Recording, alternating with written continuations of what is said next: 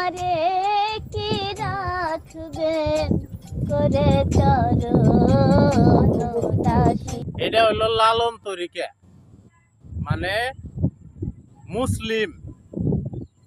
মুসলিমরা ইসলামকে কিভাবে ধ্বংস করতেছে। আপনি দেখেন, কোনো হিন্দু, কোনো খ্রিস্টান, কোনো ইহুদি মুসলিম ধর্ম যতটুকু ক্ষতি না করে, এই মুসলিম নামধারী মুসলিমরা ইসলামটাকে এইভাবে ধ্বংস করতেছে। একজন মানুষকে ঘিরে ধরে নারী পুরুষ কিভাবে তাকে ভক্তি করতেছে, সেটা করতেছে। এগুলোর বিরুদ্ধে কথা কইলেও মানে গালি খাইতে হয়। এই যে ভিডিওটা বানাইতেছে, আমার মেসেঞ্জারে কমপক্ষে হাজার হাজার গালি আইব, মানে অভাব নাই। এরাও যদি নিজেকে মুসলিম দাবি করে, তাহলে হিন্দু কারা? এরা হিন্দু ধর্মটাকে ফেলাইছে। আমি হিন্দু ভাইদেরকে ছোট করে বলতেছি না, আপনাদের ধর্ম আপনারা পালন করবেন।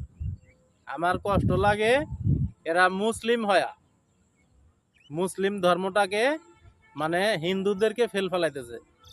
হিন্দুরা তো পূজা করে, তারা একটা দেবতা বানায়া, হিন্দুরা যাকে পূজা করতেছে একটা দেবতা বানায়া, ওরা তাকে বিশ্বাস করে, তাকে পূজা করে।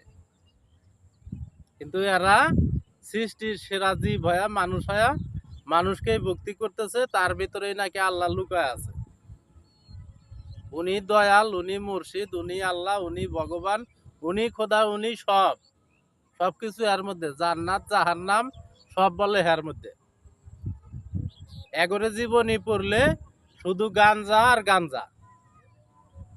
লালনের ইতিহাসে শুধু গাঞ্জার খেলা।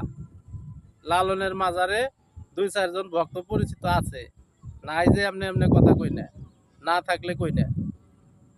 ওইখানে যাওয়া যেগুলো ভক্ত, কেজি কেজি গাঁজা লাগে, কেজি কেজি। বাংলাদেশে এমন কোনো দরবার নাই লালনের মতো গাঁজা খেতে পারবো কেউ। লালন ফকিরের ভক্তগণের মতো গাঁজা কেউ সেবন করতে পারবো না, চ্যালেঞ্জ। ওরা নাকি একটা কলকি টান দিলে এক টানে কলকি শেষ করে ফেলে। তারা এগুলা খায়া বিভিন্ন ধরনের নেশা পানি করে মানুষকে সেজদা করতেছে, মানুষকে ভক্তি করতেছে। তাদের মধ্যেই সবকিছু আছে, এগুলা মানুষকে বুঝাইতেছে। এগুলার মধ্যেও আমাদের অনেক মুসলিমরা যায়া নতুন করে যোগ দিতেছে। এখনো এই যুগে আইসা, এই ডিজিটাল যুগে আইসা কোরআন হাদিস হাতের মুঠোয়।